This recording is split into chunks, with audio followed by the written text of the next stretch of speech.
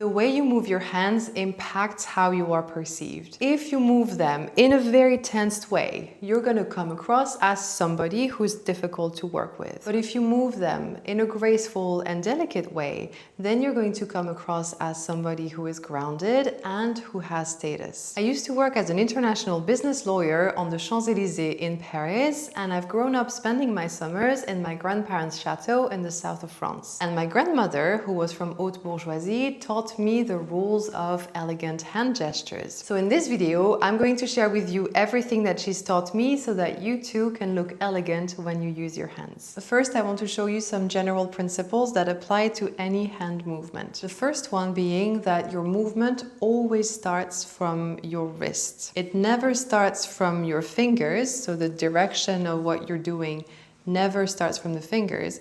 It starts from the wrist and then you unfold. And if I'm doing a big movement, then I'm going to start it from my elbow. So I'm going to unfold the elbow, the wrist, and then finally my hand. The second principle is that your fingers are always resting. They're a little dead in a way. There's no movement that comes from the finger. It's always from the wrist. The moment you're going to use your fingers is really to actually grab the thing or use your fingers in a mechanical way. When you're relaxed, you shouldn't be using any energy to hold your hand. That's really where the grace comes from, because you know you're relaxed, so you're just listening and your hand is dangling. If you were to listen like this with energy in your wrists, it would look really awkward. And finally, your movements should always be slow. Even if you're speaking really fast, your movements should still be slow to convey the groundedness of your emotional state. If you move really fast with very haché movements like this, you're not going to convey any elegance because you're going to look like you're really stressed inside. And an elegant woman is always relaxed inside, she's always calm. Now I want to give you a list of hand gestures that you can use at work and in your private life. First, when you're standing, it might feel a little bit awkward to have your hands dangling here. It looks like you're in a choir. What you can do is to just join your hands like this. It's a great way to just stand and listen. Another option is to cross your fingers and have them here as well. If you want to look a bit more powerful, you can bring them into your power area, which I will get back to, and have them one hand in the other, like this. If you don't have anything in your hands, as you can see, you have plenty of options to look comfortable and elegant, even though you might be feeling very awkward inside. Now, if you have a clutch, what you want to avoid is holding it like this, because it really looks awkward. Holding it in your hands in front of you is usually what you will see in the classic elegance etiquette classes. It does look a little bit contrived, and with the kind of elegance that we want to portray that we are in power, we're present. So we're not a shy little girl or, you know, a little proper lady in the corner. We're a woman who takes space and is comfortable being here. If you have a clutch, what I suggest is simply having it in your hands like this, just resting. When you wear your clutch, normally you'll have it like this. So you're simply going to bring it in front of you, have your other hand support, and just have it in front of your belly. Now, if you have a champagne glass, usually having one hand busy makes us feel more comfortable having the other one dangling on the side of our body. But if it's not the case, then you can simply hold your champagne glass with your two hands and listen to people talk. And the moment you talk, then you can move your hands with your champagne glass. Don't go woohoo, but you can move it a little bit. That's very appropriate, and then go back to position. Now, when you're sitting, you have a couple of options. They usually involve having your wrists on your knees. What I would avoid is having my two palms on my knees, because we're taking the school class picture. And it's also not a powerful way of presenting yourself as a woman. So what I like to do is to have one hand resting on the corresponding knee and then having the other hand on it. There is a bit more asymmetry there and it looks more natural. In the same vein, if you cross your legs, then I'm also going to have the corresponding arm on my knee and the other one resting across with my hand dangling here. That's also a powerful woman position as opposed to a lot of the positions that you see where the woman is supposed to be very proper. That's something that conveys a bit of an old school, the woman is inferior kind of energy, and that's not something that personally I would want to put forward as a woman, because I want to be respected as an equal and not as a submissive young lady. So I like the positions that are much more powerful, and this is one of my favorites. And when you listen to somebody in that position, it looks commandable, but also not like you're defying. So I find this is a perfect sweet spot position for you to listen and engage in an important conversation. And then the last option, which is in the same vein as what I just showed you, is to have your elbow on your knee, the other one across, still on the same knee, dangling. There's no other option. This one dangling as well, and then listening. This one has a bit of seduction in it, so it's very appropriate if you're in an environment where you can be feminine and seductive. It's not a position that I would use in a professional environment. Now, at the table, the same principles apply. So if I want to reach for my glass, I'm going to start my movement from my wrist and then unfold. And when I hold my glass, I'm going to make sure that I have a little curve here. I'm not holding with my arm straight, but I have a little curve. So I'm doing my Sylvie, you know, not too much because it would look awkward, but just a little bit so that there is a harmonious little hill. When I'm holding my glass, I'm holding it with the tip of my fingers. It's the only role that my fingers are playing. Really from the tip, they are gripping to the glass, but the rest of my hand is relaxed.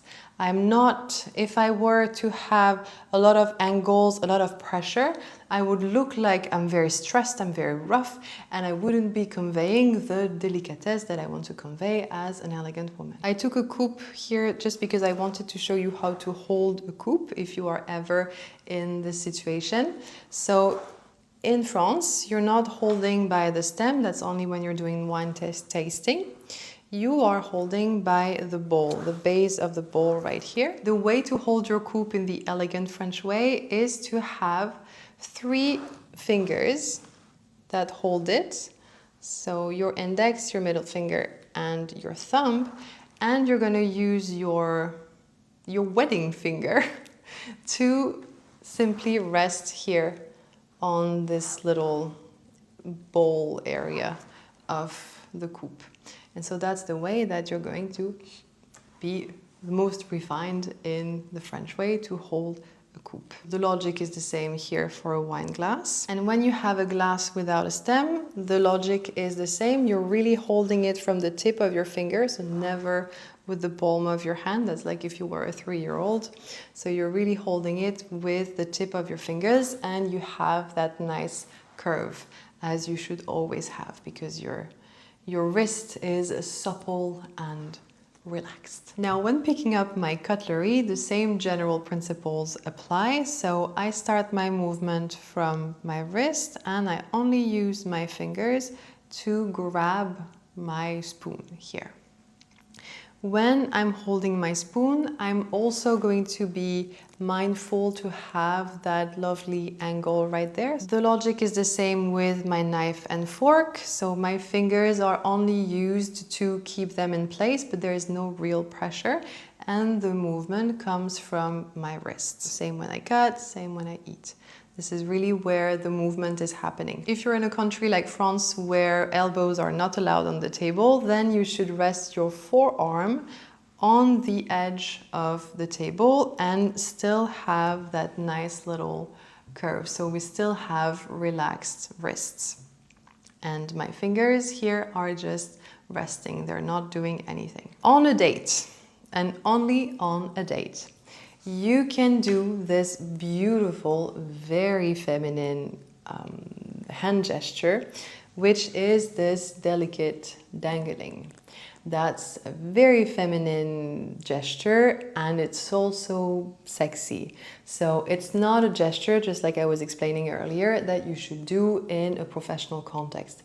It is very appropriate for a date because it's very charming.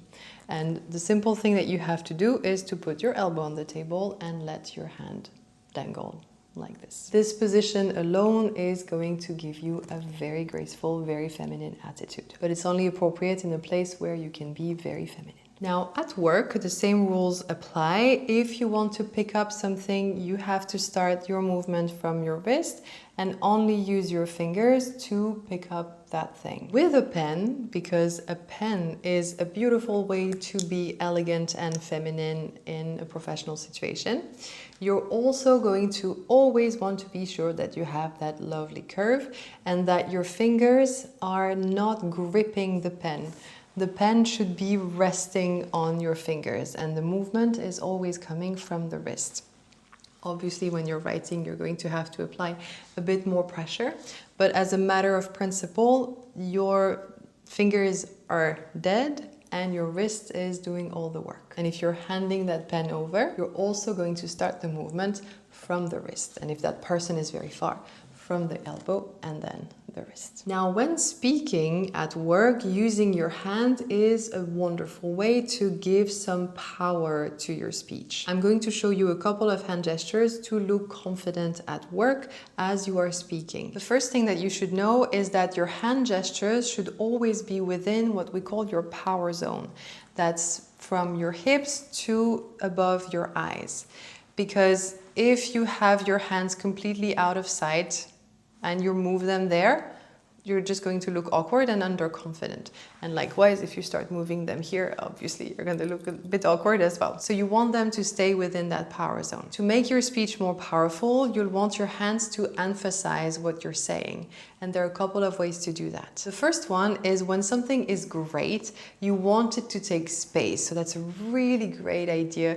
I'm talking about all these people that are going to buy all our products, or this great promotion that I'm going to get at work. These big waves that you can do, always starting them from the elbow, are a great way to show that there is a lot, there is plenty, there is substance to what you're saying. Now, if we want to speak with precision, we want to be very specific about something, joining your three fingers like this is a great way to convey precision. I am very precise. You couldn't say, I'm very precise. That wouldn't work.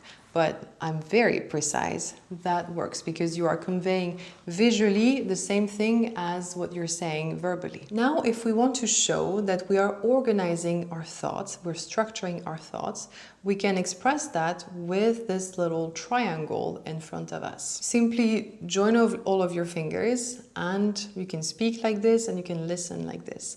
This is something that's going to convey that your thoughts are structured, that you're present. Likewise, if you're listening, you can cross your hands like this, and that's going to show that you're processing, and it expresses a little bit of tension in the way that you're processing information. It's a good gesture if you're in a negotiation, for example, because you're all gathered with yourself, you are listening, but you're also processing the information with a little bit of effort.